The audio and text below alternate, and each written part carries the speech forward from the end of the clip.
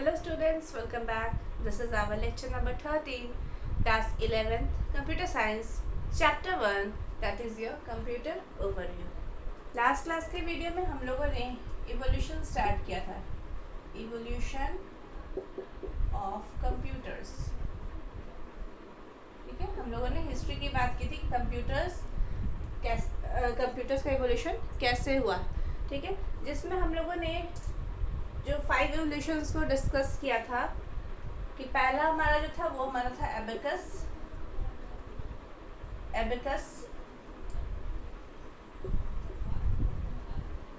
जो कि 3000 BC में हमारा आया था. ठीक है, नेक्स्ट हमारा था नेपियर बोन्स जो कि हमारा 1617 में आया था.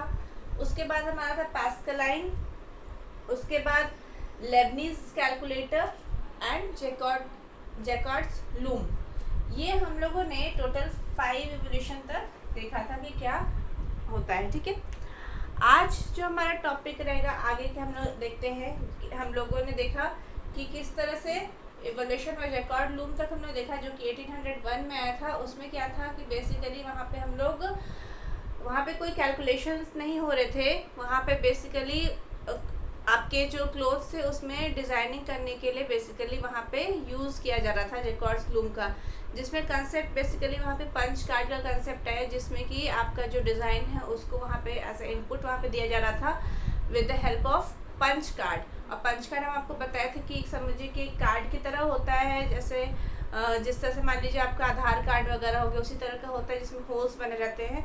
बेसिकली वहाँ से आपका वहाँ पे डिज़ाइन को स्टोर किया जाता था और उसके थ्रू वहाँ पे इनपुट आपके पंच कार्ड को शफल करके वहाँ पे इनपुट दिया जाता था, जिस कारण से आपके क्लोथ्स में डिज़ाइनिंग होता था. ठीक है, तो ये तो आपका जैकार्ड लूम का था. नेक्स्ट जो है हमारा जो 6th था वो हमारा आया, that is Babbage difference engine.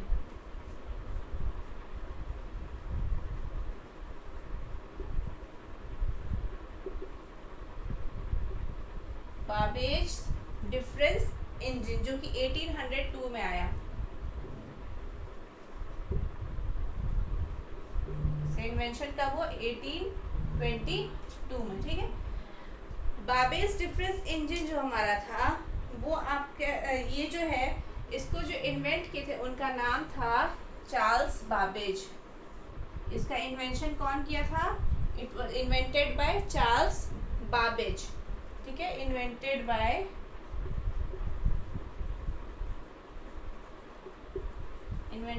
Charles Babbage.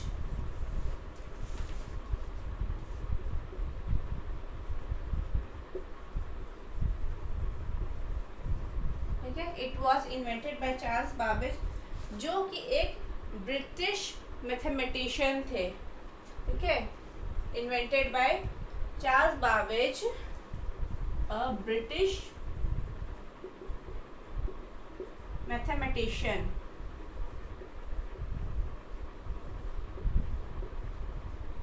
ठीक है, ब्रिटिश मैथमेटिशियन थे. कब? इन 1822 में, हमारे 19th सेंचुरी में इसका इन्वेंशन हुआ. किसका? बाबेज डिफरेंस इंजन का. ये जो इंजन था, अब इसका नाम इंजन क्यों बोला जा रहा है? इंजन इसीलिए बोला जा रहा है क्योंकि ये जो चलता था ये स्टीम से चलता था. किसके हेल्प से चलता था? ये स्टीम के हेल्प से चलता था. इसमें लीवर्स और गियर्स होते थे जिससे कि वहाँ पे डेटा इनपुट के लिए यूज़ किया जाता था. ठीक है, तो जो बाबेज डिफरेंस इंजन हमारा था वो जो लॉगरिथमिक कैलकुलेशंस हो गए या फिर पॉलिनोमियल इक्वेशंस हो गए और अरिथमेटिक ऑपरेशंस हमारे जो थे वो तो करता ही था, साथ ही साथ जो पॉलिनोमियल इक्वेशंस वगैरह हो गए ये सबको भी, या लॉगरिथमिक इक्वेशंस वगैरह को भी सॉल्व करने में ये डिफरेंस इंजन का यूज़ होने लगा. ठीक है, तो it was invented by Charles Babbage, a British mathematician, in 1822. Difference engine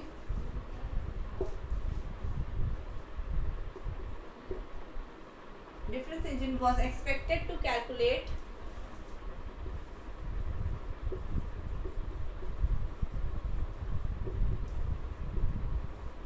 क्या कैलकुलेट करता था? अभी हम आपको बताया लॉगरिथमिक, लॉग टेबल्स वगैरह जो हमारे होते थे, लॉगरिथमिक टेबल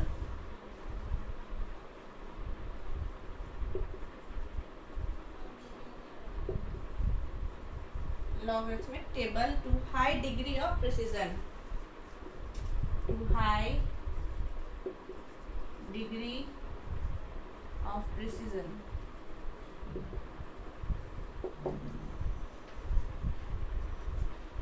फिर और क्या होता था? It could solve differential equation and was powered by steam. It could solve differential equation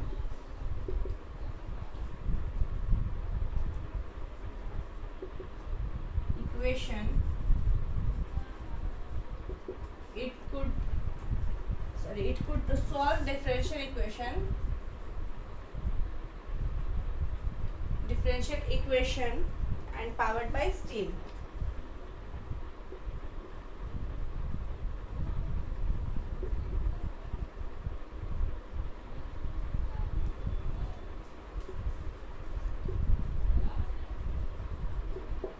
ठीक है, अभी हम आपको क्या बताएं कि जो बाबेज डिफरेंस इंजन था वो कौन बनाया? ध्यान रखिएगा शॉर्ट क्वेश्चन के लिए, चार्ल्स बाबेज ने, जो कि एक ब्रिटिश मैथमेटिशियन थे।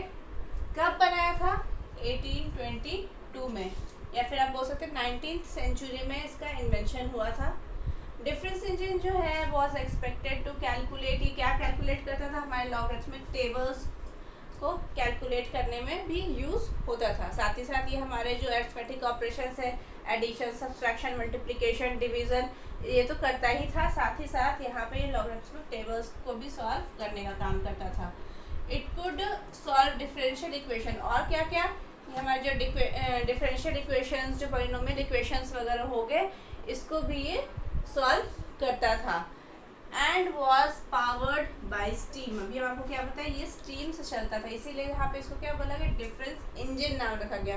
ये किससे चलता था? आपके स्टीम से पावर ये लेता था। ठीक है, तो ये तो आपका क्या हो गया? Babbage difference engine. बाद में इसी को और फिर आगे एक्सटेंड करके हमारा क्या बना? एनालिटिकल इंजन आया हमारा। एनालिटिकल इंजन क्या है इसको हम लोग देखते हैं। ये बेसिकली जो एनालिटिकल इंजन है, हम बोल सकते हैं कि यही है जो हमारे मॉडर्न कंप्यूटर का फाउंडेशन ऑफ मॉडर्न कंप्यूटर का ये फाउंडेशन है। और ये जो चार्ल्स बाबेज मैंने बताया, ये चार्ल्स बाबेज जो है, इनको क्या और बोला जाता है? चार्ल्स बाबेज को हम लोग बोलते हैं father of computer. Father of computer इनको कहा जाता है क्योंकि इन्हीं ने मेन कॉन्सेप्ट जो हमारा दिया, जो मॉडर्न कंप्यूटर का जो कंसेप्ट आया, इन्होंने ही ये बताया। ठीक है, तो फादर ऑफ कंप्यूटर किसको बोलते हैं? चार्ल्स बाबेज को। चार्ल्स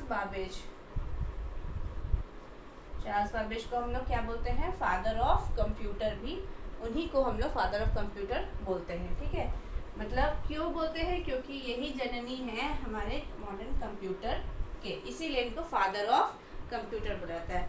अब हम आपको क्या बताएं कि हमारा जो डिफरेंस इंजन था, डिफरेंस इंजन के बाद हमारा क्या आया? जो है एनालिटिकल इंजन। डिफरेंस इंजन के बाद क्या आया? हमारा एनालिटिकल इंजन आया। अब ये एनालिटिकल इंजन में क्या खासियत थी? तो एनालिटिकल इंजन को भी जो है इसको इन्वेंट कौन किया? चार्ल्स बाबेज ने ही। 1833 में एनालिटिकल इंजन का इन्वेंशन हुआ। और चार्ल्स बाबेज कौन है? एक ब्रिटिश मैथमेटिशियन थे, है ना। तो क्या है? Analytical engine.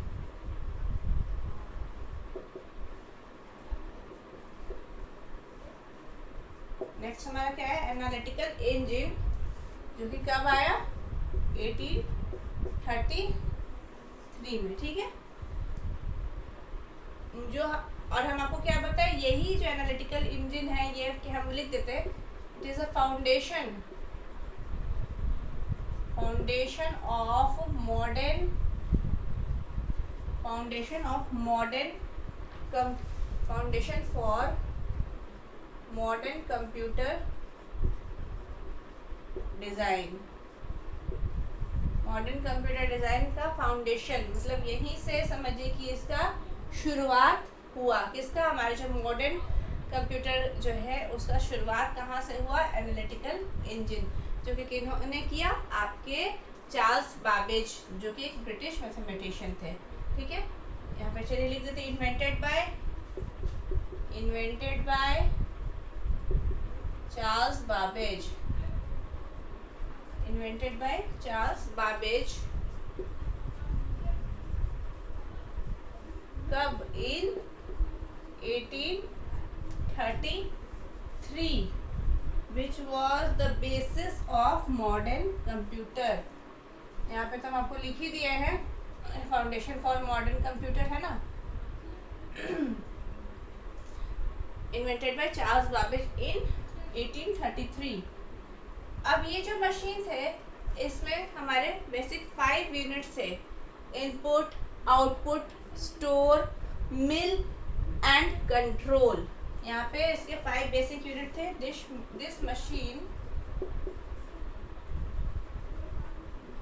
This machine had 5 basic units. कौन से? Input, output, store, mill and control. ठीक है, कौन से थे? Input, output, store, mill and control. अब यहाँ पे जो इनपुट होते थे, इसमें जो इनपुट होता था वो आपका किसके हेल्प से होता था? पंच कार्ड के थ्रू। पंच कार्ड्स के थ्रू यहाँ पे क्या होता था? इनपुट का काम होता था। इनपुट मतलब कि कोई इंस्ट्रक्शन देना, उसी को हम लोग क्या बोलते हैं? इनपुट। आपको जो भी काम कराना, हम लोग क्या अभी के कंप्यूटर्स में हम लोग जो इनपुट दे रहे हैं, तो with the help of keyboards वगैरह हम लोग इनपुट देते हैं। तो यहाँ पे क्या है? इनपुट हम लोग किसके थ्रू देते थे? पंच कार्ड्स के थ्रू इनपुट दिया जाता था। ठीक है, अब यहाँ पे कोई डिस्प्ले डिवाइस रहते थे जिसके थ्रू आपको क्या है? आउटपुट यहाँ पे आपको जनरेट होके शो होते थे। नेक्स्ट जो है ये स्टोर जो है वो एक तरह से हम आपको बताएं कि ये स्टोर जो है ये सब मेमोरी कहलाता था। मतलब जो हम लोग कंप्यूटर मेमोरी जानते हैं, तो ये स्टोर का काम है मेमोरी। मतलब कि जो हमारे जो डेटा एंड इंफॉर्मेशन है उसको स्टोर करके यहाँ पे रखा था। तो उस समय हम लोग क्या बोला जाता था? स्टोर नाम से इसको जाना जाता था। मतलब ये होल्ड करता था क्या? ये जो स्टोर है ये होल्ड करता था आपके डेटा एंड प्रोग्राम्स। ये डेटा एंड प्रोग्राम्स को होल्ड करने का काम कौन करता था? आपका जो स्टोर है वो। अब ये जो मिल है, ये मिल का क्या काम था? ये मिल जो है आपका, जो एक तरह से हम बोल सकते हैं ये हमारा सीपीयू था।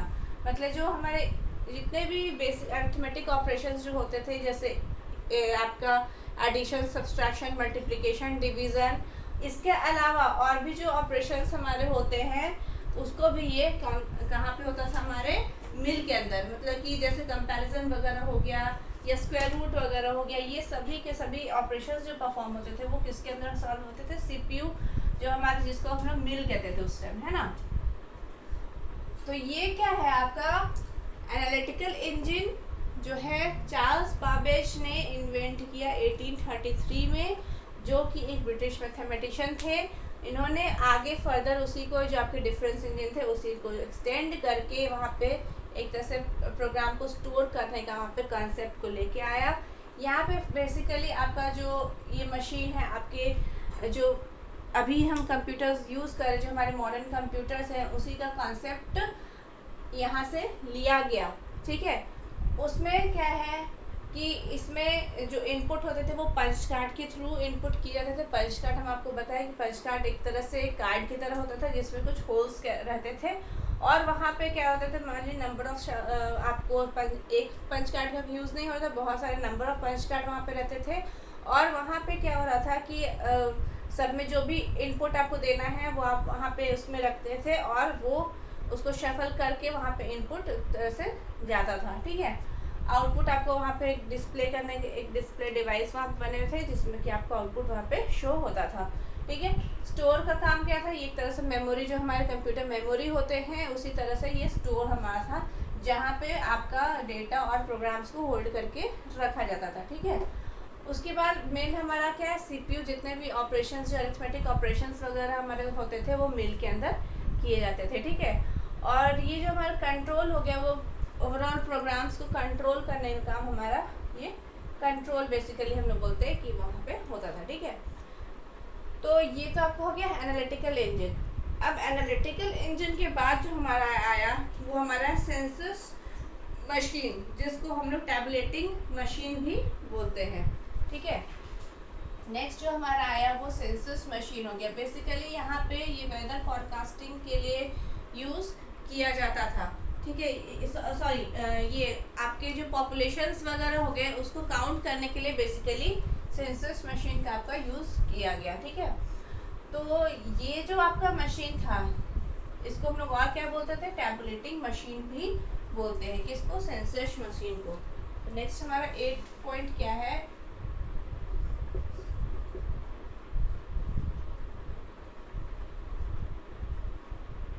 Census machine. इसका इन्वेंशन कब हुआ, 1889 में, 1889 में। इसको also हम लोग और क्या बोलते हैं, टैबुलेटिंग मशीन। लिख देते हैं, चलिए, also known as tabulating machine.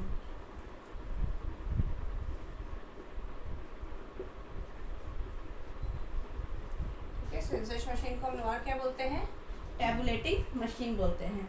इसको जो इन्वेंट किए थे उनका नाम था हर्मन हॉलरिथ, जो कि एक अमेरिकन थे। उन्होंने 1889 में सेंसस मशीन का आविष्कार किया, ठीक है। It was invented by N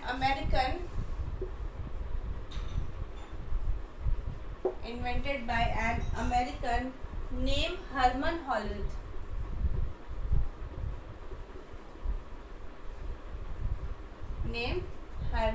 Hollerith.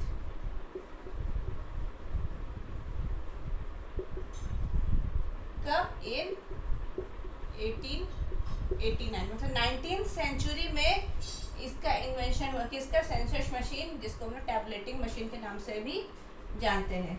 Next है, हम आपको क्या बताएं, इसका जो इन्वेंशन बेसिकली जो हुआ वो पॉपुलेशन, जो यूएसए का जो पॉपुलेशन था उसको काउंट करने के लिए हर्मन हॉलरिथ ने टैबुलेटिंग मशीन को इन्वेंट किया।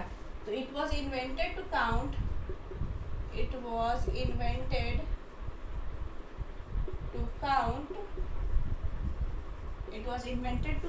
the population of USA, the population of USA, United State of America. वहाँ का पॉपुलेशन को काउंट करने के लिए बेसिकली उन्होंने टैबुलेटिंग मशीन का इन्वेंशन किया। यहाँ पे जो ऑपरेशंस जो हो रहे थे वो किसके थ्रू, मतलब डेटा को स्टोर करना, वो किसके थ्रू हो रहा था, आपके पंच कार्ड के थ्रू हो रहा था, ठीक है। इट्स ऑपरेशंस वेर कंट्रोल्ड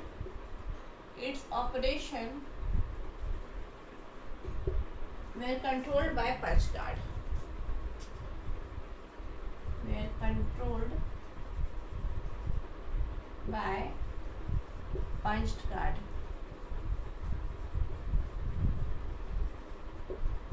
ठीक है। Its operation were controlled by punch card, मतलब कि जो डेटा है आपका स्टोर होता है पंच कार्ड में, जो कि फिर मशीन के द्वारा इसको रीड किया जा रहा था, ठीक है। अभी जो सेंसस मशीन था इसके आपके एडवांटेज क्या हो गए, तो एडवांटेज यही हो गया कि सेंसस मशीन जो है उसमें फास्टर आपका हो रहा था, ये प्रोसेसिंग हो रहा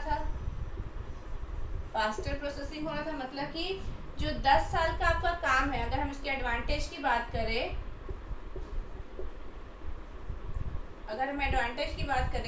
तो इससे क्या फ़ायदा आपका हो रहा था, यहाँ पे प्रोसेसिंग का स्पीड जो है वो बहुत ज़्यादा फास्ट हो गया। मतलब कि जो 10 साल का काम आपका मान लीजिए जो हो रहा है वो 2 साल में होने लगा।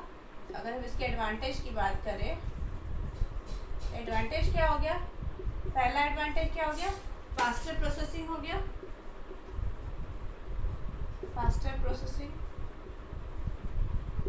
मतलब कि आपको क्या पता है कि 10 साल का काम भी आपका यहाँ पे इतना प्रोसेसिंग स्पीड फास्ट हो गया, जो कि जिस काम को करने में हमको 10 साल लग रहा था मैनुअली, वो काम मेरा क्या हो गया 2 साल में मान लीजिए होने लगा। तो यहाँ पे काम हमारा क्या हो मैनुअली नहीं होकर ऑटोमेटिक यहाँ पे काम हमारा होने लगा। नेक्स्ट अब आपका क्या और एडवांटेज हो सकता है, increase accuracy. Increase accuracy, accuracy कैसे इंक्रीज हुआ?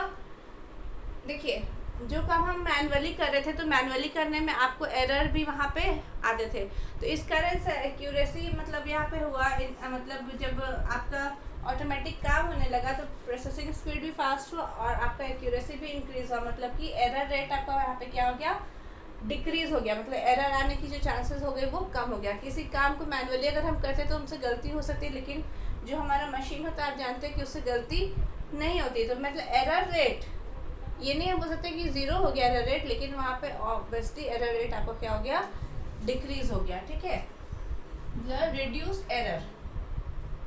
नेक्स्ट अगर हम बात करें बिजनेस एप्लीकेशंस, बिजनेस एप्लीकेशंस मतलब इसका हम लोग बिजनेस पर्पस के लिए भी क्या हो गया आपका जो टैबलेटिंग मशीन है उसका यूज होने लगा। ठीक है, for business purpose.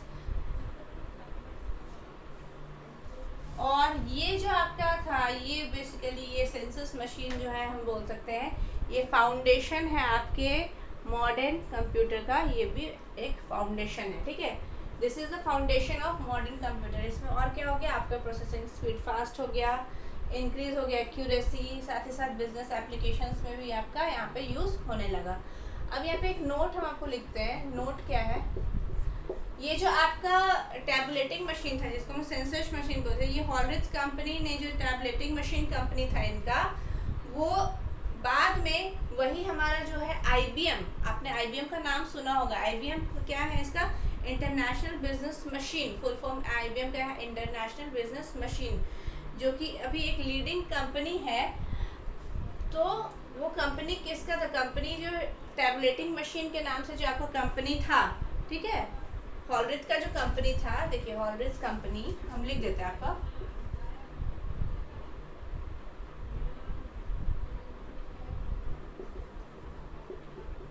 हॉलरिज company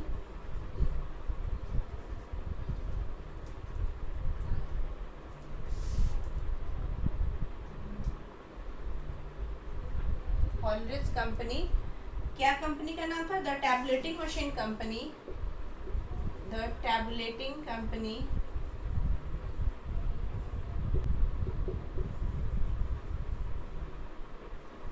the tableting company letter became ये क्या बना IBM। ये जो टैबलेटिंग कंपनी था बाद में क्या बन गया, इसका नाम क्या रखा गया IBM। IBM का फुल फॉर्म क्या होता है, इंटरनेशनल बिजनेस मशीन।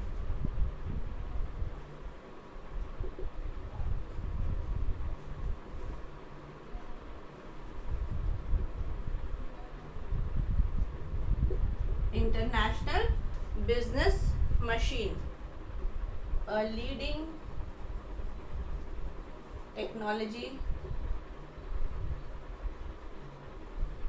कंपनी, जो अभी बहुत लीडिंग टेक्नोलॉजी कंपनी, अभी आपने आईबीएम का नाम सुना होगा है ना, जो कि बहुत बड़ी कंपनी है। तो वो जो कंपनी है पहले हॉलरिज की कंपनी थी, जिस टैबलेटिंग कंपनी, बाद में वो क्या बन गया आपका IBM बन गया, जो कि आज के समय में बहुत एक बड़ा ये आपका टेक्नोलॉजी मतलब एक बहुत बड़ी IT IBM कंपनी है आपकी टेक्नोलॉजी PAN, ठीक है, COMPANY कंपनी। तो आपको ये समझ में आया सेंसस मशीन क्या है, इसको हम लोग याद रखिएगा, टैबलेटिंग मशीन भी बोलते हैं। कौन इन्वेंट किया था, एक अमेरिकन ने जिसका नाम था हरमन हॉलरिज।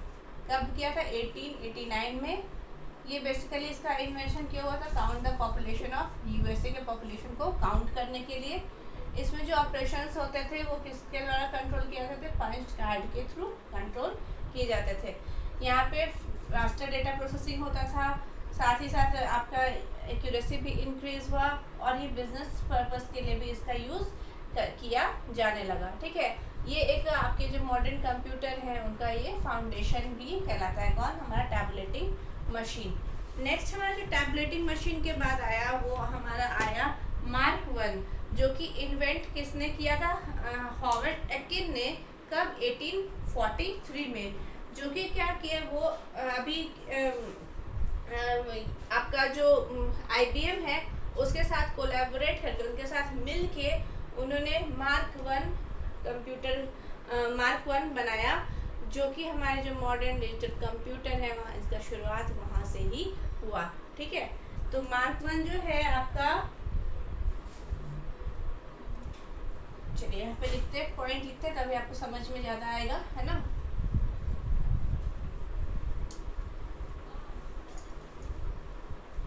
इसके बाद कौन सा आया, मार्क 1। देखिए किस तरह से हिस्ट्री जो हम लोग पढ़ रहे हैं कंप्यूटर, कैसे कैसे किस तरह से आपका देख रहे हैं इन्वेंशन आपका होते गया, है ना। किस तरह से इन्वेंशन होते गया, नए नए टेक्नोलॉजीज आते गए और किस तरह से हमारे कंप्यूटर का इन्वेंशन हुआ। पहले हम लोग मैनुअली यूज़ कर रहे थे काउंटिंग पर्पस के लिए, पहले काउंटिंग से शुरू हुआ, उसके बाद फिर जाके यहाँ पे क्या हुआ, काउंटिंग होते होते फिर हम लोग एडिशन सब्सट्रैक्शन करने लगे, फिर मल्टीप्लिकेशन डिवीज़न होने लगा, उसके बाद आपके जो लार्ज इक्वेशंस है वो सॉल्व होने लगे। इस तरह से करते करते अब देखिए फिर स्टोर प्रोग्राम का कंसेप्ट आ गया। तो ये सभी आपके क्या हो गए, एक तरह से आपका कंप्यूटर का इवोल्यूशन इसी तरह से आपका एक एक करके होते गया। नेक्स्ट जो है हमारा 9th है वो क्या है, मार्क 1। इन्वेंशन का हुआ 1943 में। किसने इन्वेंट किया था, हॉवर्ड एकिन ने। It was invented by Howard Eakin.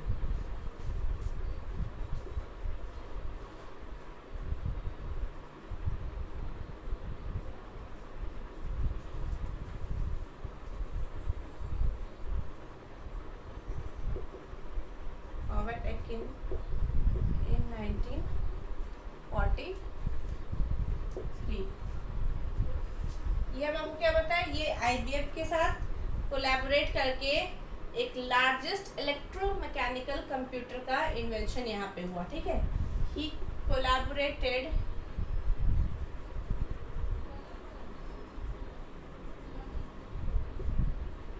With IBM। ये IBM कंपनी जो है उसके साथ मिल के IBM and developed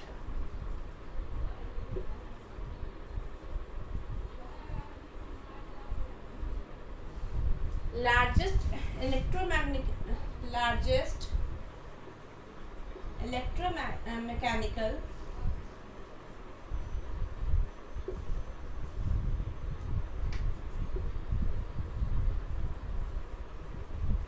computer। Largest electromechanical computer, ये सब जो कंप्यूटर्स होते थे आपके रूम के साइज के, इतने बड़े बड़े कंप्यूटर्स हुआ करते थे, है ना। एक बड़ा रूम जो कि पोर्टेबल नहीं था। मान लीजिए आप आपका क्लासरूम है, उतना बड़ा आपका क्या है, एक पूरा कंप्यूटर है, इसमें सभी काम हो तो रहे हैं लेकिन वो आपका क्या है, एक स्थान से दूसरे स्थान आप उसको नहीं ले जा सकते थे, है ना। तो क्यों, क्योंकि वो बहुत ज़्यादा लार्ज होते थे, मतलब पोर्टेबल नहीं होते थे। It was the first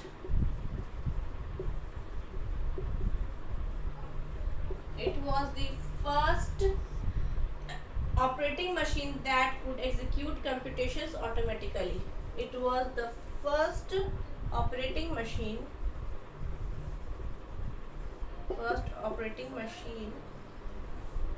it was the first operating machine that could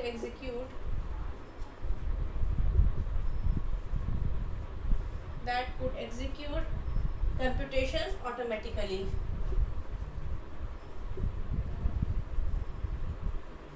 computations automatically.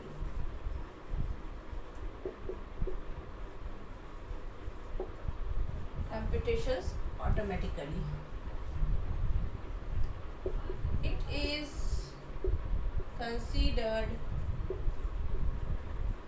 is considered to be the real beginning of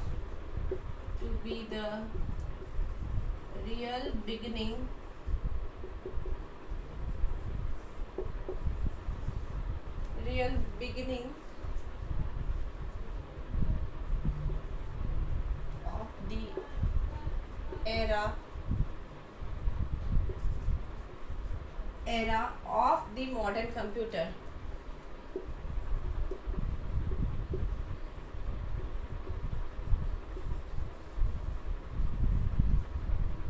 Era of the modern computer. Used punch cards,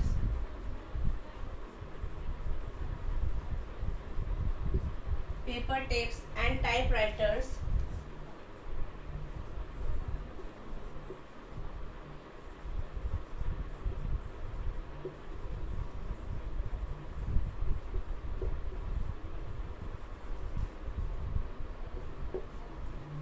for input and output.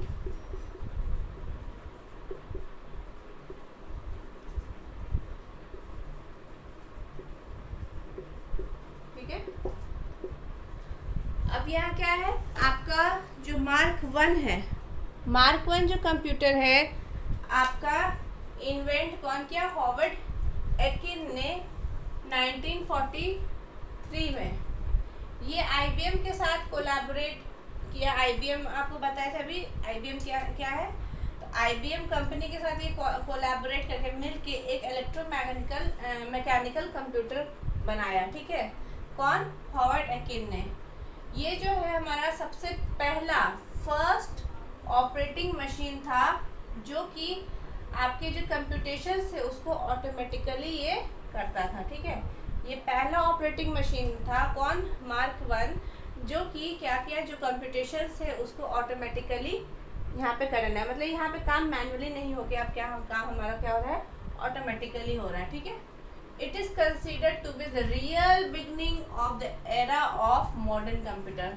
इसीलिए माना जाता है जो mark 1 है में जो हमारे modern जो कंप्यूटर्स हम यूज़ कर रहे हैं उसका रियल बिगनिंग जो शुरुआती हुआ वो कहाँ से हुआ? आपका मार्क 1 जो हमारे कंप्यूटर थे उसका, मतलब हमारे जो अभी के मॉडर्न कंप्यूटर है इसका शुरुआत कहाँ से हुआ? ये मार्क 1 से हुआ। देखिए बाकी इसके पहले भी हम लोग क्या वहाँ से भी देखिए धीरे धीरे कुछ ना कुछ टेक्नोलॉजी आते गई, कॉन्सेप्ट आते गया, उसमें ऐड होते गया, मतलब एक तरह से शुरुआत हो चुका था। लेकिन जो मेन बेसिक हमारा जो शुरुआत हुआ जो मॉडर्न कंप्यूटर का वो कहाँ से हुआ? मतलब रियल बिगनिंग किसका? वो मार्क 1 जो हमारा है वो 1943 में हॉवर्ड एकिन ने किया। ठीक है, इसीलिए बोला जाता है beginning of the era of the modern computer. Next, ये क्या करता था? पंच कार्ड्स का यूज करता था, पेपर टेप्स और टाइपराइटर्स का for input and output. Input output के लिए पंच कार्ड का यूज हुआ, पेपर टेप्स का यूज हुआ, टाइपराइटर्स वगैरह का यूज हुआ फॉर इनपुट एंड आउटपुट। ठीक है, इनपुट आउटपुट के लिए इन सब भी चीज का यूज हुआ। और नेक्स्ट जो हमारा है वो है जॉन वॉन न्यूमैन आर्किटेक्चर। ये जो है बेसिकली जो स्टोर्ड प्रोग्राम का जो कंप्यूटर्स हमारे जो अभी कंप्यूटर्स हैं में जो आर्किटेक्चर जो जिन्होंने दिया वो कौन थे? आपके डॉक्टर जॉन वॉन न्यूमैन, जो कि स्टोर प्रोग्राम का कॉन्सेप्ट आपके दिए। ठीक है, और जो हमारा जो कंप्यूटर है जिसमें अभी हम लोग जो हमारा सीपीयू यूज़ करते हैं, जो हमारा प्रोसेसिंग यूनिट हो गया, कंट्रोल यूनिट हो गया, हमारा मेमोरी हो गया, एक्सटर्नल स्टोरेज हो गया, इनपुट आउटपुट मैकेनिज्म, ये सभी पांचों कंपोनेंट्स इस आर्किटेक्चर में आपके आए। किसमें? John von Neumann architecture. और यहीं से हमारा जो कंप्यूटर का जनरेशन जो हम लोग बोलते हैं वो यहाँ से स्टार्ट होगा। कहाँ से? जॉन वॉन न्यूमैन आर्किटेक्चर से। तो नेक्स्ट हमारा क्या है? John von Neumann architecture.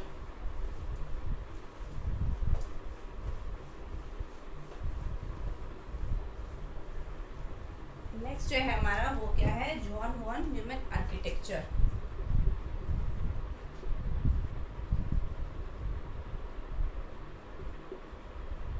John von Neumann architecture.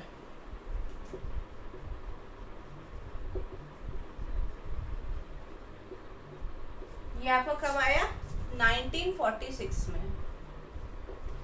1946।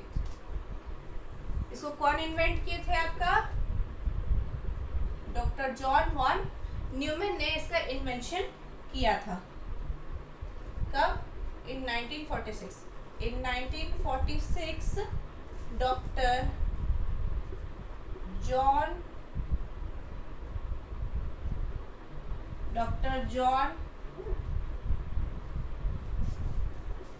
Von Neumann in 1946 Dr. John von Neumann proposed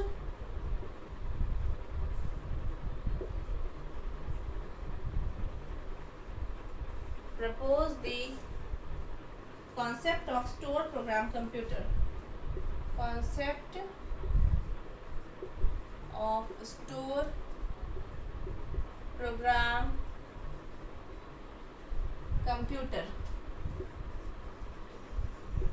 ठीक है। स्टोर प्रोग्राम कंप्यूटर का कॉन्सेप्ट कहाँ से आया? यहाँ से आया। कौन? डॉक्टर जॉन वॉन न्यूमैन ने इसका आविष्कार किया, स्टोर प्रोग्राम कॉन्सेप्ट का, जहाँ पे हम लोग क्या कर सकते हैं? स्टोर, डेटा को स्टोर किया जा सकता था। ठीक है। नेक्स्ट क्या है इसमें? Program and data could be store. यहाँ पे आपको क्या बताया कि डेटा और प्रोग्राम को मेमोरी यूनिट में स्टोर करके रखा जा सकता था। ठीक है। तो क्या data and programme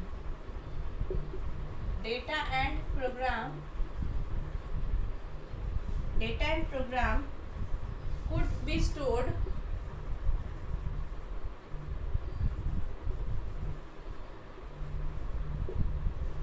stored in the same memory unit,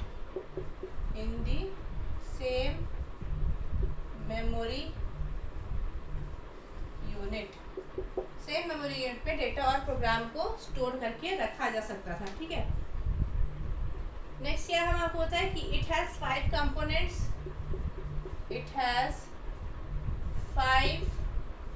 components. अब वो 5 कंपोनेंट्स क्या क्या थे? प्रोसेसिंग यूनिट,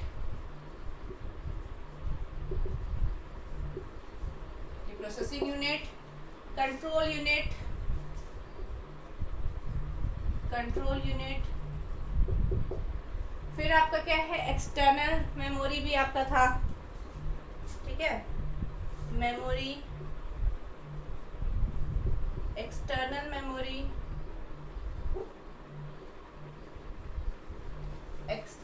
मेमोरी, या external storage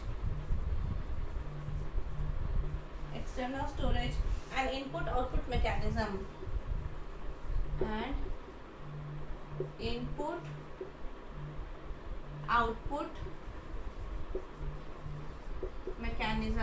input output mechanism.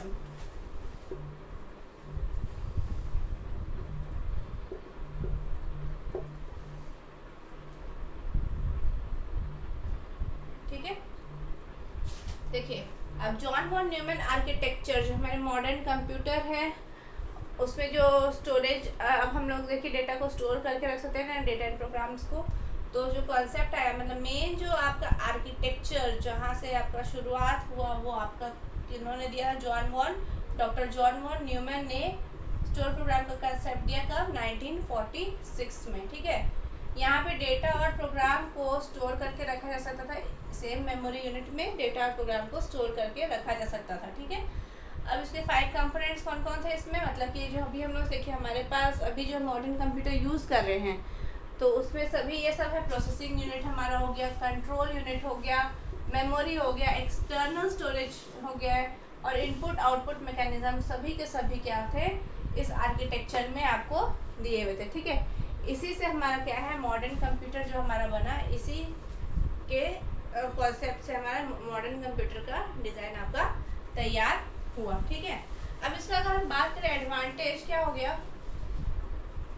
इससे सिंप्लिसिटी डिज़ाइन जो थे बहुत, इसका यूज़ क्यों किया गया, क्योंकि इसका जो था डिज़ाइन बहुत सिंपल था, इजी था अंडरस्टैंड, मतलब समझने के लिए बहुत आसान था, इसीलिए मैं आप बोल सकते हैं सिंप्लिसिटी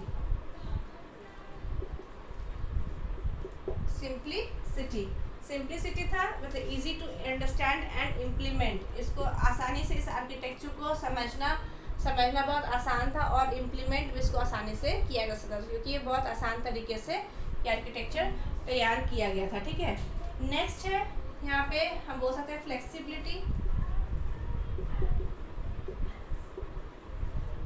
फ्लेक्सिबिलिटी हम यहाँ पे क्यों बोल रहे हैं, मतलब it can be use for wide range of applications. इसको हम लोग को डिफरेंट एप्लीकेशंस के लिए हम यहाँ पे यूज कर सकते थे। नेक्स्ट है एफिशिएंसी, मतलब ऑप्टिमाइज मेमोरी यूजेस। नेक्स्ट हम बोल सकते हैं एडवांटेज एफिशिएंसी। एफिशिएंसी क्यों बोल रहे हैं, एफिशिएंट क्यों है कि ऑप्टिमाइजेस मेमोरी यूजेस।